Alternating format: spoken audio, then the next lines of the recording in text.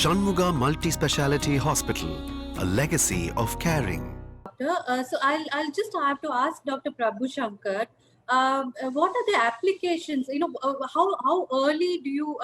At what stage do you recommend the surgery to a cancer patient? What are the considerations for a patient to be recommended a surgery? That's what we classify breast cancer as 4 stages: stage 1, 2, 3, and 4.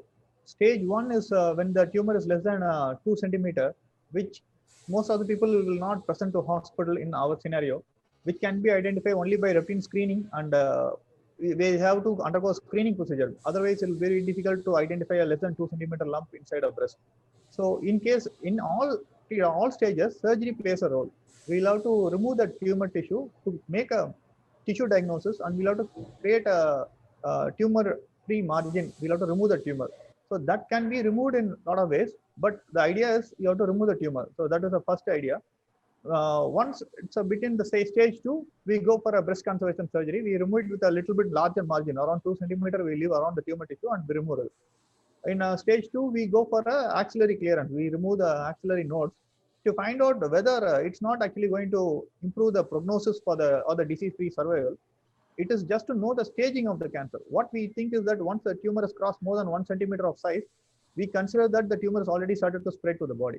So for the first site of spread is the nodes, axillary nodes. So we do an axillary clearance, that is a part of surgery. We do it in the stage 2. We do a clearance, and we do it subjected for the tissue diagnosis as a histopathological diagnosis. So once we get a node, there's no nodes, then we consider it as a very early stage. If there is nodes are there, then we have to classify again whether it's in stage 2 or stage 3. And the treatment option starts from that. So for at least staging purpose, surgery plays a main role, and we'll have to do a staging surgery to make sure. Nowadays, PET CT scans are there. PETs can identify even a smaller tissue, but sometimes it will over-diagnose the problem. So sometimes there can be false areas which can be showed positive in a PET CT.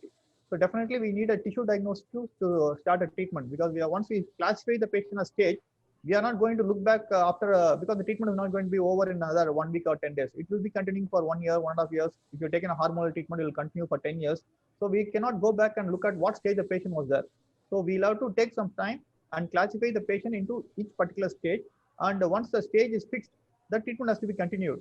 That's why we recommend also that you directly go to a cancer center where all the doctors are there, because once after removing outside and you come back, we will not be knowing what stage it was there. And invariably, we'll have to consider that that patient is in the higher stage and do a higher treatment, which could have been avoided for the patient if you had come directly to a cancer center. But we can confirm the diagnosis, as I said, because oncologists are not available everywhere.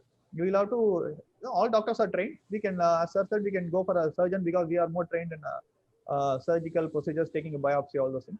And surgeons are available everywhere. So it will be there, they'll be available almost like everywhere. So we can get a diagnosis. Once the diagnosis is confirmed, you turn to a cancer center where all the oncologists are available, all the oncologists are available, so that we can plan. So once a patient comes to a hospital, we take a combined modality approach. We get a surgical oncologist, medical oncologist, radiation oncologist opinion.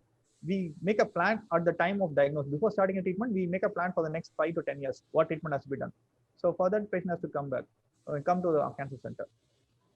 So surgery plays a role in diagnosing and also staging. So both the plays are there, and also in treatment. So it is there.